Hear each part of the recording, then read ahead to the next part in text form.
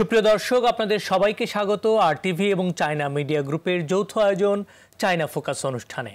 আর সঙ্গে আছি আমি শাহানশা রাসেল। আপনারা জানেন ৫,০০০ বছরের প্রাচীন সভ্যতার দেশ চীনের রয়েছে সাহিত্যের শক্তিশালী ভাণ্ডার। বিশ্ব সাহিত্যের ইতিহাসে দুদেশ বাংলাদেশ ও চীনের রয়েছে সমৃদ্ধ সাহিত্যের ইতিহাস। সাহিত্যের সফল যোগসূত্রতা ঘটে চলেছে এই দুই দেশের মধ্যে। এই যোগসূত্রতা নিয়ে যারা নিঃস্বার্থভাবে কাজ করে চলেছেন তাদেরকে নিয়ে আমরা হাজির হয়েছি আজকে একই প্ল্যাটফর্মে। পরিচয় করিয়ে দিচ্ছি তাদের সঙ্গে।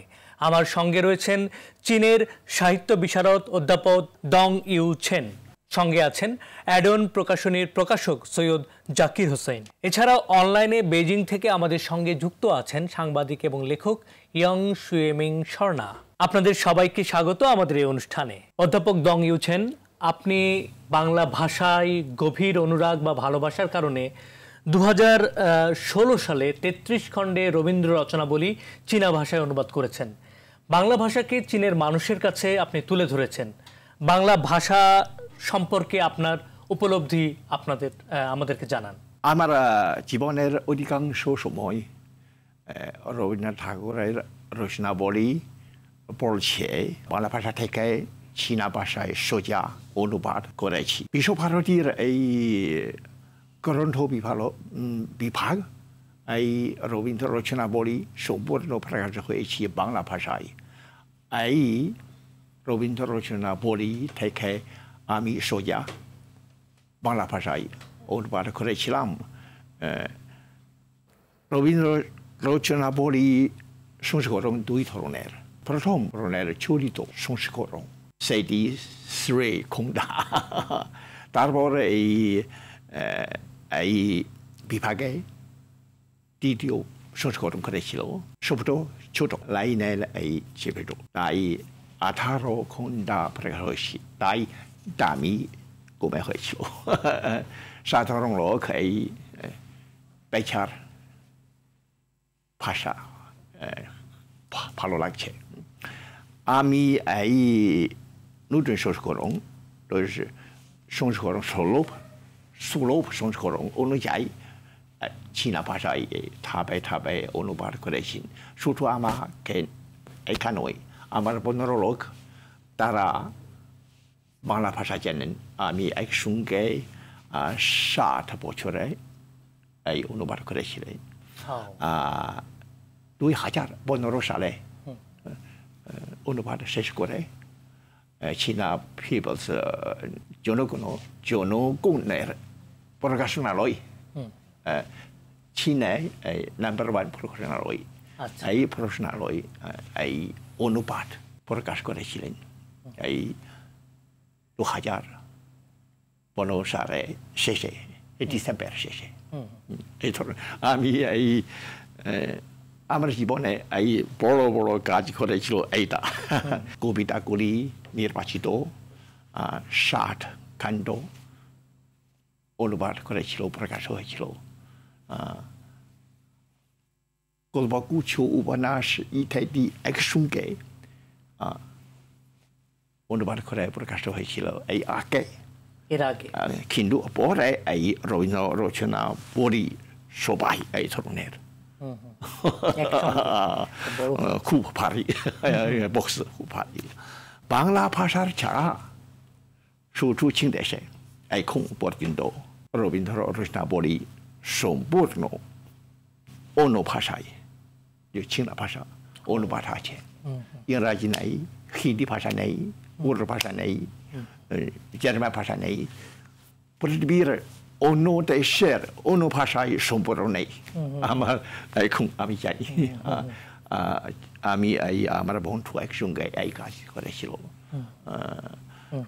অনুবাদ করার সময় আমি নিজে রবীন্দ্রনাথ ঠাকুর কাছে থেকে অনেক লাভ করেছিল পড়ে। তার এই প্রথম তার রচনা ভালো, তার যাক নৌকাডুবি, তার উপন্যাসের গুলির থেকে সবচেয়ে ভালো নৌকাডুবি। আমার মনে আছে তো বিশ্ববিদ্যালয় লেনিনগ্রাড বিশ্ববিদ্যালয় প্রাচ্য বিভাগে আমি বাংলা ভাষা ও সাহিত্য লেখাপড়ার সময় 3 ক্লাসে তখন আমি বাংলা ভাষায় এই নৌকাডুবি বলতে পারি। আমি হাফ বললে আমি চোখের জল পেয়েছিল। আচ্ছা আচ্ছা আচ্ছা। কেন? হৃদয়ের আবেগের কারণে উপন্যাস ভালো লাগছে।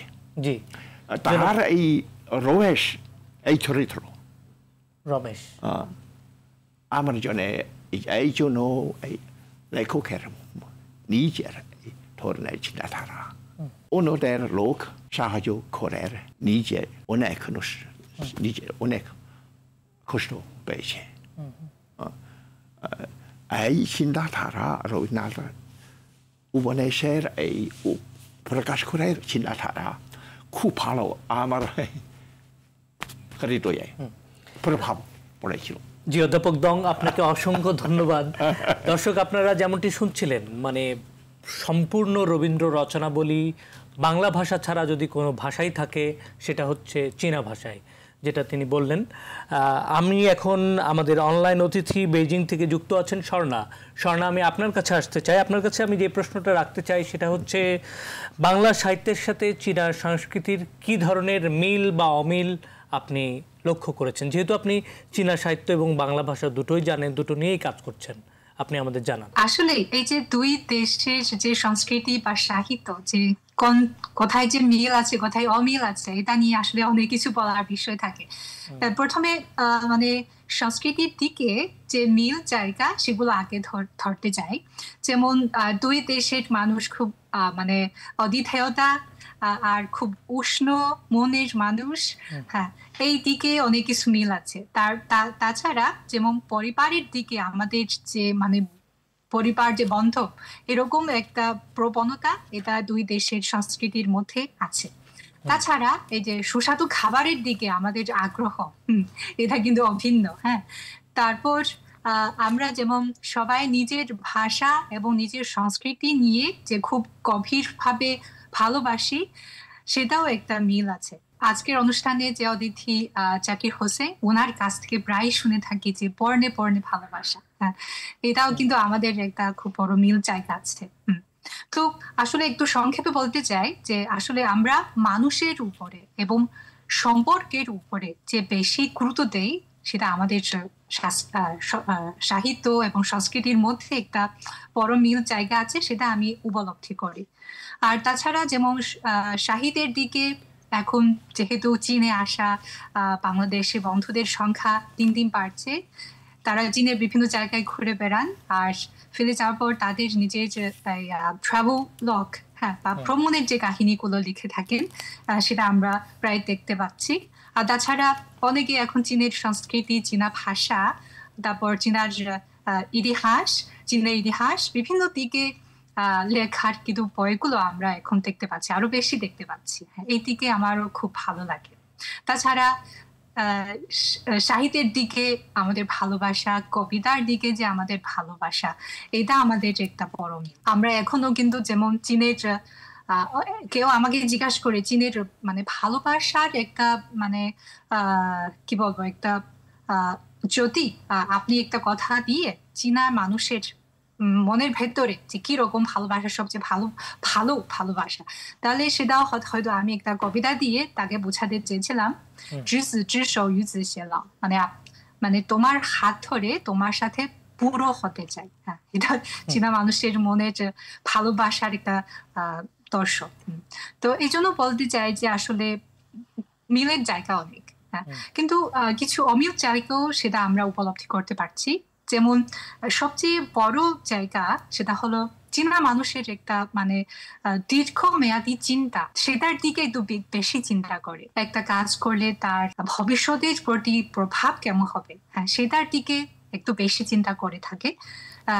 বাংলাদেশে যেমন থাকার সময়, কাজ করার সময় আমি সেটা খুব এনজয় করেছি। সেটা হলো এখনকার যে ফিলিংটা, এখনকার আমার ফিলিং কেমন, এই সময়টা আমি কি কাজে লাগাতে পারছি কিনা, এই সময়টা আমি ভালোভাবে ব্যবহার করতে পারছি কিনা, সেটা আরো বেশি গুরুত্ব পাচ্ছে বাংলা সাহিত্যের সংস্কৃতির মধ্যে, সেটা আমি উপলব্ধি করেছি।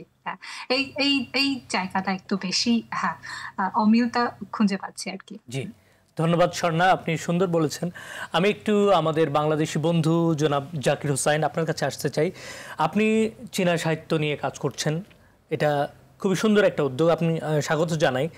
চীনের সাহিত্য এবং দর্শনের সাথে বাংলা সাহিত্যের সম্পর্কের গভীরতা কতটুকু এবং এই দু দেশের সংস্কৃতির মধ্যে সমঝোতা বা সহযোগিতার সুযোগ কিভাবে সৃষ্টি করা যায় বলে আপনি মনে করছেন জনাব জাকির? চীন আমাদের খুবই কাছের একটি রাষ্ট্র, মানচিত্রের দিক থেকে আমরা খুবই কাছে।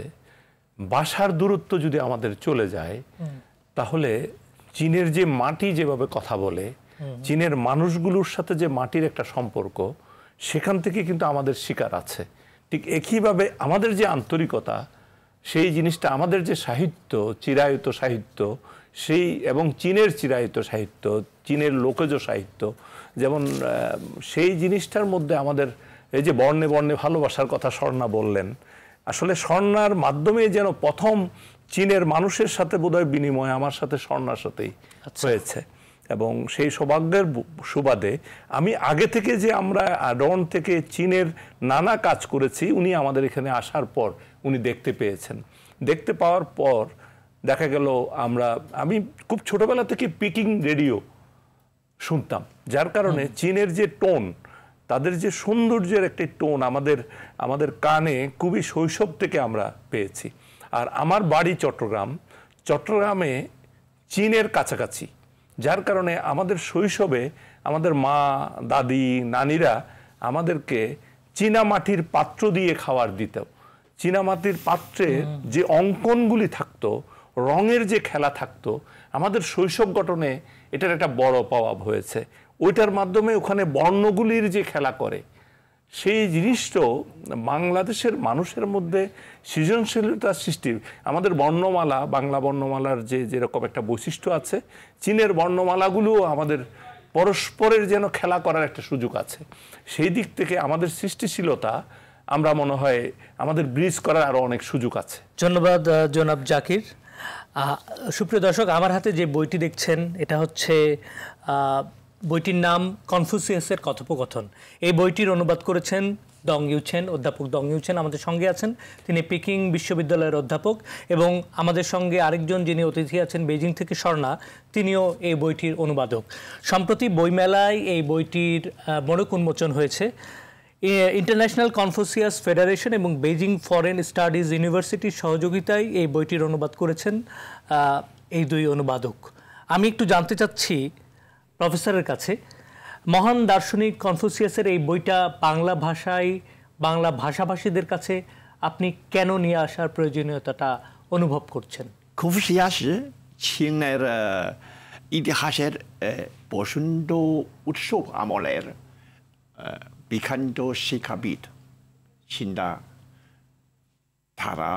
তার চিন্তাধারা খুব চিন্তাধারা প্রতিষ্ঠাতা清代在谁可供一百人多，但开खूप সমান করেছেন।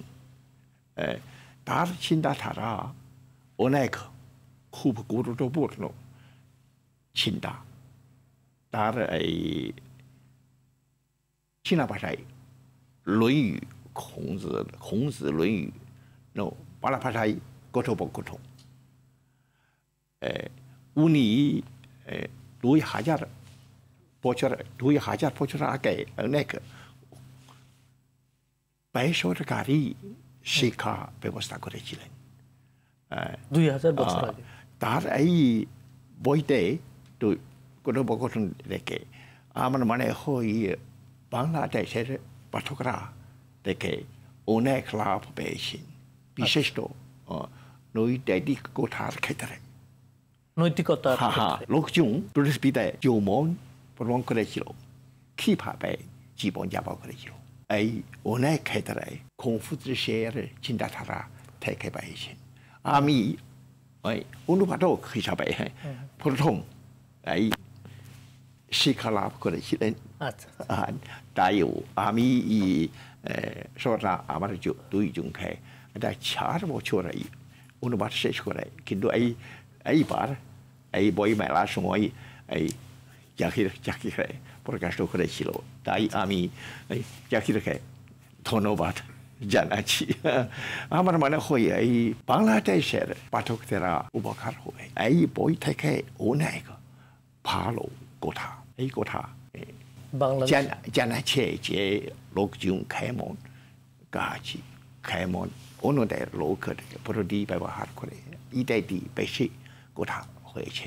আমি নিজে এই বই থেকে অনুবাদ হিসাবে নিজে প্রথম পেয়েছি, তাই আমি আনন্দিত।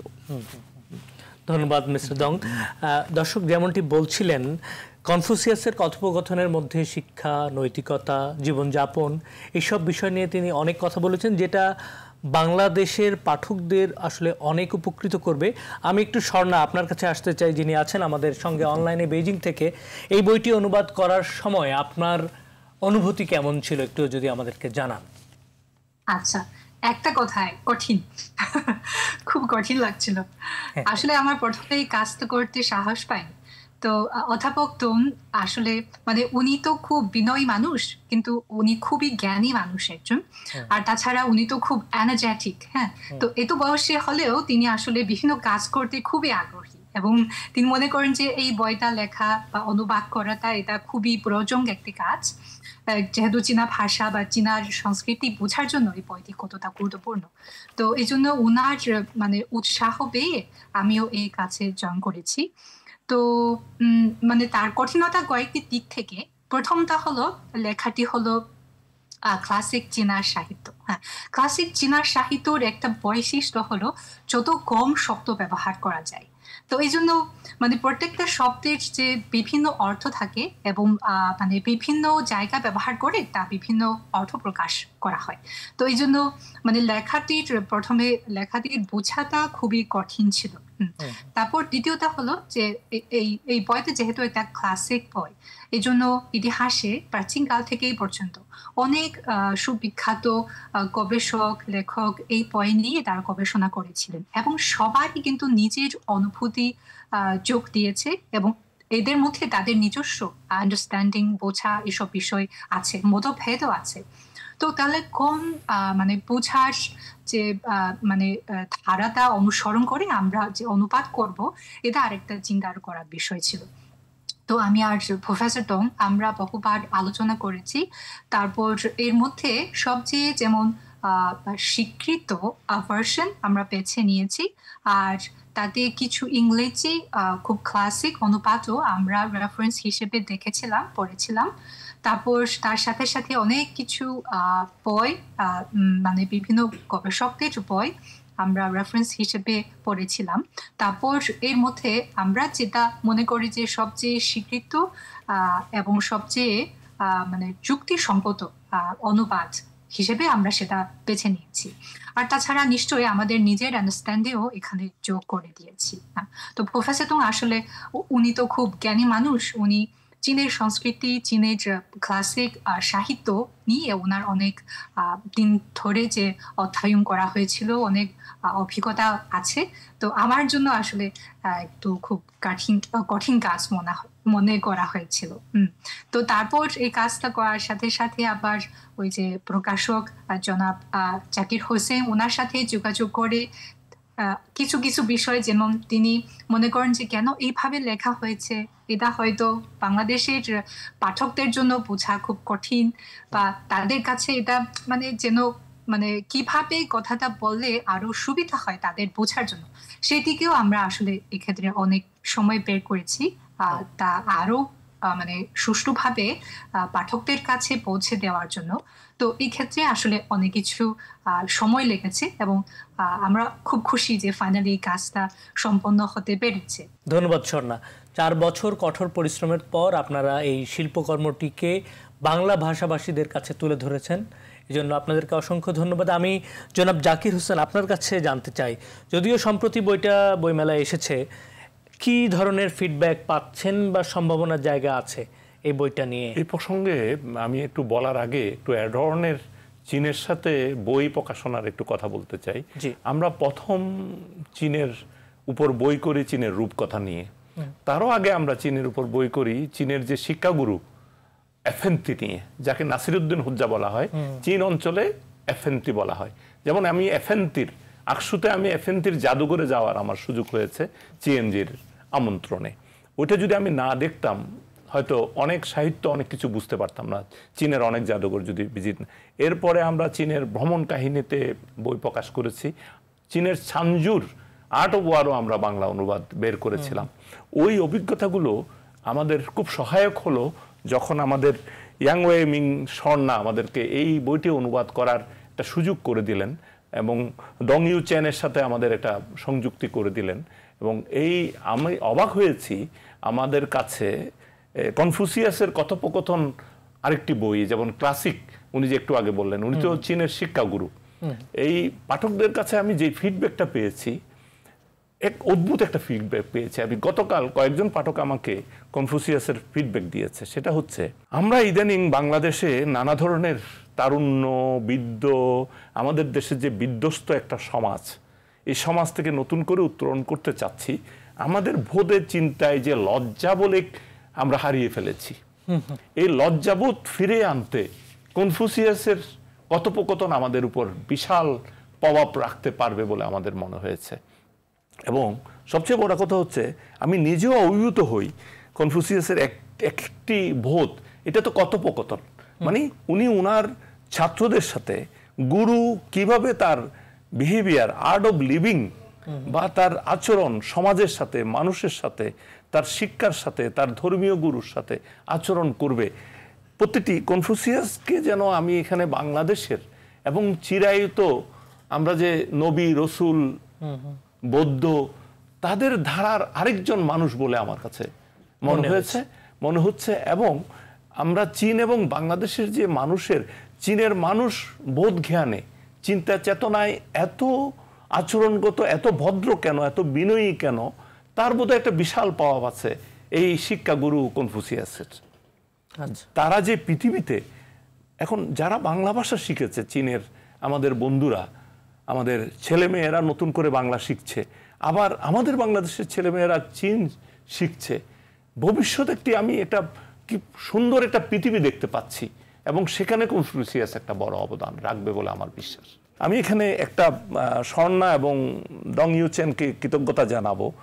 আমি নিজেই যখন এটার অনুবাদের এডিটিংয়ে যুক্ত হলাম এবং আমাদের হাউজের আরও কয়েকজন যখন যুক্ত হলেন, আমরা কয়েকবার অনলাইনে মিটিং করেছি। স্বর্ণা খুব ধৈর্য ধরে আমাদেরকে, আমার এডিটরদেরকে, আমাদের হাউজের অ্যাডন পাবলিকেশনের বোঝানোর চেষ্টা করেছে এটা কনফুসিয়াস এবং আমাদের কালচার এরকম।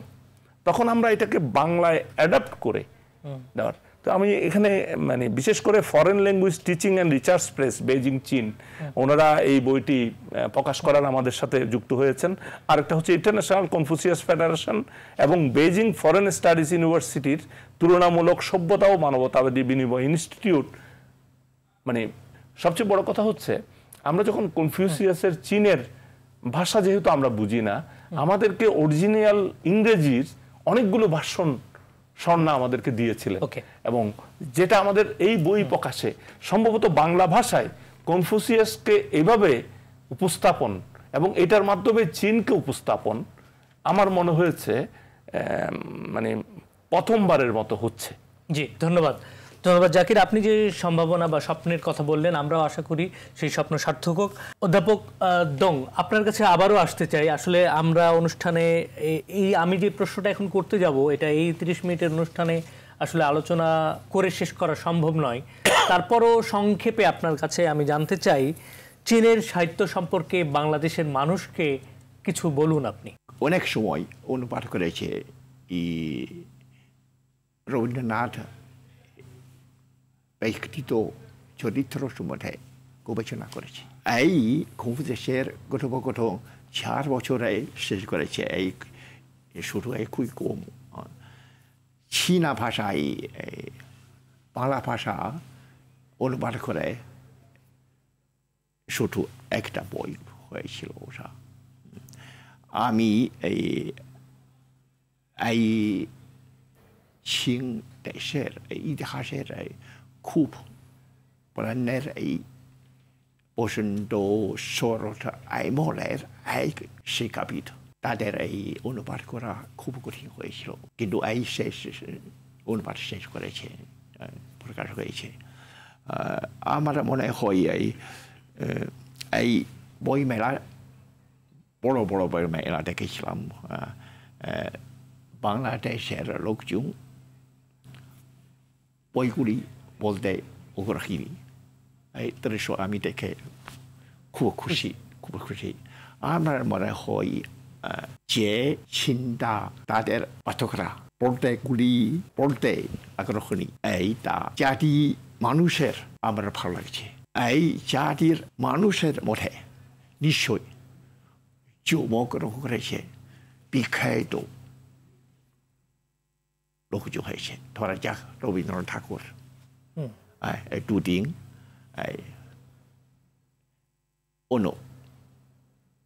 নোবেল পুরস্কার পেয়েছিল।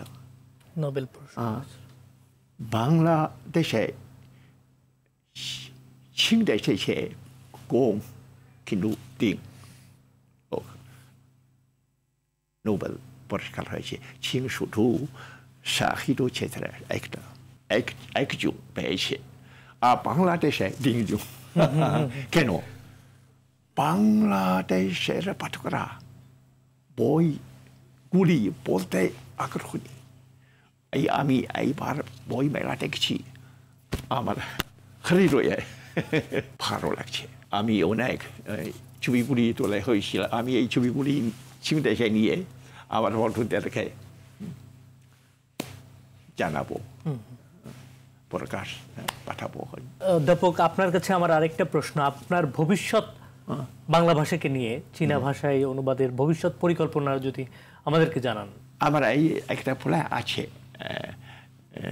রবীন্দ্রনাথের অনুবাদ শেষ করে আমি আপনার এই জাতীয় কবি নজরুল ইসলাম জীবনী লিখব।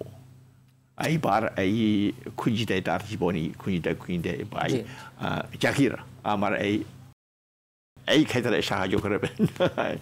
তুই রবীন্দ্র ছোট ছোট বা বড় বড় দুই কবি রবীন্দ্র জীবনী আমাকে দিয়েছিলেন। রচনা বড়ি আমার সব খেয়েছিলেন অনেকবার আগে, আমার বড়ি আছে। কিন্তু আমরা এখানে আসার আগে আমার খাতা নেই, রবীন্দ্র জীবনী নেই, এইবার আমি পেয়েছি। ওকে, ধন্যবাদ অধ্যাপক। আমি অনুষ্ঠানের একদমই শেষ পর্যায়ে, স্বর্ণা আপনার কাছে আমি আবার একটু আসতে চাই। কনফুসিয়াসের শিক্ষা সমাজে ন্যায় ও নৈতিকতার একটি মডেল হিসেবে কাজ করতে পারে, তো এই মডেলটা বাংলা সমাজে কিভাবে প্রয়োগ করা যেতে পারে, একদম সংক্ষেপে যদি একটু আপনি আমাদেরকে বলেন। আচ্ছা, অবশ্যই। যেমন প্রথমে যারা যে চীনা ভাষা শিখছে বা যারা যে চীনা সংস্কৃতি নিয়ে আগ্রহী, তাদের জন্য চীনা ভাষা বা চীনা মানে সমাজের যে সংস্কৃতি এটা বোঝার জন্য এই কনফুসিয়াসের যে চিন্তাধারা সেটা জানাটা একটা বিষয়, সেটা এড়ানো যায় না। তো আরেকটা কথা, যারা যেমন অনেকেই কিন্তু চীনের সাথে বিভিন্ন হয়তো সহযোগিতার মাধ্যমে কাজ করছে বা চীনের সাথে কোনোভাবেই মানে সংযুক্ত বা কোনো প্রোগ্রামে চীনের সাথে সংযুক্ত আছেন, তো তাদের জন্য আসলে চীনা মানুষের চিন্তা ভাবনা, তাদের জীবন ধারণা বা তাদের দর্শন বোঝার জন্য কনফুসিয়াসের যে কথাগুলো বা তার দর্শন বোঝাও আসলে খুব প্রয়োজন। তো একটা উদাহরণ দিতে চাই, সেটা হলো যেমন বিখ্যাত যে ফরাসি চিন্তাবিদ ও লেখক ভোল্টেয়ার, তিনি একবার বলেছিলেন যে প্রাচ্যের লেখায় আমি একজন জ্ঞানী ব্যক্তিকে খুঁজে পেয়েছি, তিনি 2000 বছরেরও বেশি সময় আগে মানুষকে কিভাবে সুখে বাঁচতে হয় তা শিখিয়েছিলেন। তিনি এখানে কনফুসিয়াসের একটা কথা উদ্ধৃত দিয়েছিলেন, সেটা হলো জি সো বু য়ু উ শি য়ু রেন, অর্থাৎ আপনি যা সহ্য করতে চান না তা অন্যদের উপরে চাপিয়ে দেবেন না। হ্যাঁ, এই কথাটি তিনি বলেছেন যে সবারই নীতি বাক্য হিসেবে হওয়া উচিত। তো এই কথার সাথে আসলে অন্য কিছু কথাও আসলে তার পেছনে, মানে এই ধারণাটা ব্যাখ্যা করার জন্য আরো কিছু কথা আছে। 己欲立而立人，己欲达而达人，推己及人। অর্থাৎ পরোপকারী ব্যক্তিরা যখন নিচে দাঁড়াতে চান তখন সে অন্য মানুষকেও দাঁড়াতে সাহায্য করে, যখন তারা উন্নতি করতে চান তখন অন্যদেরও উন্নতি করতে সহায়তা করে, তারা নিজেদের অবস্থা অনুযায়ী অন্যদের অবস্থা কল্পনা করতে পারে। এটি হলো একটি গুরুত্বপূর্ণ নীতি এবং আপনারাও খেয়াল করেছেন নিশ্চয় চীনের উত্থাপিত মানব জাতির অভিন্ন লক্ষ্যের কমিউনিটি গঠন করা, এটাও কিন্তু এই ধারণার উপরে নির্ভর করে উত্থাপিত একটা চিন্তাধারা। এই যে কারণ মানুষ একটা অভিন্ন গোষ্ঠী, হ্যাঁ, এবং আমরা যদি নিজে উন্নত হতে চাই তাহলে অন্য মানুষকে নিশ্চয় সাহায্য করা উচিত। এটা চীনা মানুষের একটা মৌলিক একটা ধারণা। হ্যাঁ, এই জন্য বলছি যে আপনারা যদি চীনের মানে চীনা সংস্কৃতি বা চীনা মানুষ বা চীনের কূটনীতি, পররাষ্ট্রনীতি এগুলো যদি আরো ভালোভাবে গভীরভাবে বুঝতে চান তাহলে কনফুসিয়াসের যে চিন্তাধারা এটা পড়লে আপনাদের জন্য সহায়ক হবে। এবং আরেকটা কথা, আমরা জানি যে মানে বিভিন্ন সংস্কৃতি যেন নদীর মতো, তো আমাদের নদী যদি আরো সামনে আরো দূরে সামনে আগাতে চায় তাহলে অন্য নদী থেকে বা অন্য শাখা থেকে যদি জয়েন করা হয় বা যোগ দিয়ে তাহলে আমাদের নিজের নদী, আমাদের নিজের সংস্কৃতি আরো বৈচিত্র্যময় হয়ে ওঠে এবং আরো বেশি প্রাণ শক্তি পায়। এই জন্য আমরা মনে করি যে আশা করি এই বই বাংলাদেশের পাঠকদের জন্য সহায়ক হবে। জি, অসংখ্য ধন্যবাদ স্বর্ণা। একদমই শেষ পর্যায়ে জনাব জাকির, আপনার কাছে জানতে চাই বাংলা ভাষাকে বিশ্ব দরবারে আরো তুলে ধরতে আপনার পরিকল্পনা কি? আমরা বরাবরই অ্যাডন পাবলিকেশন পৃথিবীর বিভিন্ন জায়গার সাথে যুক্ত হয়ে কিন্তু নানা ভাষায়, বাংলা ভাষায় আমরা ইংরেজিতে অনেকগুলি বই প্রকাশ করেছি বাইরের সাথে মিলে, এবং বাইরের বইও আমরা অনুবাদ করে প্রফেশনালি এখানে করছি। একটু আগে যে আপনারা যে বিষয়টা নিয়ে চীনের ভাষাটা নিয়ে, আমার কয়েকদিন আগে একজন শিশুকে নিয়ে উনি আমার অফিসে এসেছিলেন যখন তখন একজন শিশুর সাথে ওনারা যেভাবে মিশে গেলেন তখন আমার মনে হয়েছে আমাদের দেশের খুব ছোট ছোট শিশুদের জন্য চীনের কিছু বই এনে চীন ভাষা যদি আমরা চীনের সংস্কৃতিকে ছোটকাল থেকে শেখাতে পারি, ধরিয়ে দিতে পারি, একইভাবে চীনের যারা বাংলাদেশ নিয়ে আগ্রহী বাংলাদেশের সাহিত্যকে যদি আমরা বিনিময়ের মাধ্যমে করতে পারি, ভাষাকে যদি আমরা ব্রিজ করতে পারি তাহলে আমাদের দূরত্ব অনেক কমে যায়। আমাদের যদি first language, second language, third language, fourth language, আমরা কয়েকটি ভাষা আমাদের যারা প্রতিবেশী তাদের প্রত্যেকের যদি, বিশেষ করে চীন যেহেতু আমাদের খুবই কাছের প্রতিবেশী, চীন ভাষাটা আমাদের শেখা এবং তারাও বাংলা ভাষার তারা যদি বাংলা ভাষার প্রতি আরও বেশি আগ্রহী হয়ে ওঠে, ইতিমধ্যে আগ্রহী হয়েছে বলেই সিএমজি বাংলা মিডিয়া খুবই বাংলাদেশে পপুলার, এবং সেটা একটা বাংলা ভাষার মানুষকে চীন সম্পর্কে খুব সহজে আমাদেরকে পেয়ে দিচ্ছে। তো আপনি যে প্রসঙ্গে বলেছিলেন আমরা কি করতে পারি, আমরা অ্যাডন পাবলিকেশন থেকে আমাদের চিন্তা আছে চীনের বিষয়ভিত্তিক আরও কিছু কাজ করা, চীনের শিক্ষা ব্যবস্থা কিভাবে তারা যে মানুষ গড়ে তুলছে, তারা শিক্ষা থেকে গিয়ে তাদের সমাজ গঠনে তারা কিভাবে অবদান রাখছে, তাদের ব্যবসা বাণিজ্য, তাদের কূটনৈতিক, যেটা স্বর্ণা বললেন, তারা যে অন্যান্য দেশে কিভাবে কূটনীতি করে, সারা পৃথিবীতে চীন যেভাবে সম্পর্ক বিনয়ের সাথে কনফুসিয়াসের আদর্শ নিয়ে যাচ্ছে, সেই জায়গায় বাংলাদেশের সাহিত্যকে পৌঁছিয়ে দিয়ে আমরা এই বিনিময়টা বাড়ানোর মাধ্যমে আমাদের দেশটাকেও, আমাদের দেশের এত জনসংখ্যার মানুষকেও আমরা তৈরি করতে পারি। সাহিত্য, বই, আমি যেটা মনে করি বই এমন একটি পণ্য, এটা কপিরাইট, সাহিত্য চর্চাটা আমাদের কপিরাইট মেনটেন করে আমাদের অনুমতির মাধ্যমে বই প্রকাশ, যেটা আমরা কনফুসিয়াসের ক্ষেত্রে করেছি বেইজিংয়ের একটি প্রকাশকের সাথে, একইভাবে দং এবং আমাদের স্বর্ণার সাথেও আমাদের চুক্তি হয়েছে। সবচেয়ে বড় কথা হচ্ছে আমরা আর্ট অফ ওয়ার যেভাবে করেছি ওইভাবেই করেছি, আমরা এফএনটি নিয়ে যে বই করেছি ওভাবেই করেছি। ভবিষ্যতেও আমরা এই ধরনের বিষয়ভিত্তিক কিছু বইয়ের তার খুবই নেক্সটে আমরা যে বইটি অ্যাড অন করতে যাচ্ছে, আমি এটার নাম না বলি, বিষয়টা বলি, শিল্প এবং কবিতার সমন্বয়ে একটি বই খুব বিখ্যাত, সেটার আমরা বাংলা অনুবাদ করতে যাচ্ছি। আশা করি বইটি আপনারা আগামী বছরের মধ্যে আপনারা পাবেন। জি, ধন্যবাদ জনাব জাকির। আমরা প্রত্যাশায় রইলাম, প্রতীক্ষায় রইলাম। সুপ্রিয় দর্শক, অনুষ্ঠানের একবারেই শেষ পর্যায়ে আজকের এই অনুষ্ঠানের সম্মানিত অতিথিদেরকে ধন্যবাদ জানাচ্ছি। যুক্ত ছিলেন বেজিং থেকে স্বর্ণা, আপনাকেও ধন্যবাদ। সুপ্রিয় দর্শক, চীন এবং বাংলা সাহিত্যের মধ্যে রয়েছে একটি গভীর সম্পর্ক। এই দুই দেশের সাহিত্যের মেলবন্ধন বিশ্ব সাহিত্যকে আরও একটি অনন্য উচ্চতায় নিয়ে যাবে, এই প্রত্যাশা করেছেন আজকের আলোচনায় অতিথিরা। এই প্রত্যাশা আমাদেরও, সাহিত্য হয়ে উঠুক সবার উপরে, সবার শিখরে। এই প্রত্যাশায় শেষ করছি আজকের অনুষ্ঠান। আবারও পরবর্তী অনুষ্ঠান দেখার আমন্ত্রণ জানিয়ে সবাইকে ধন্যবাদ।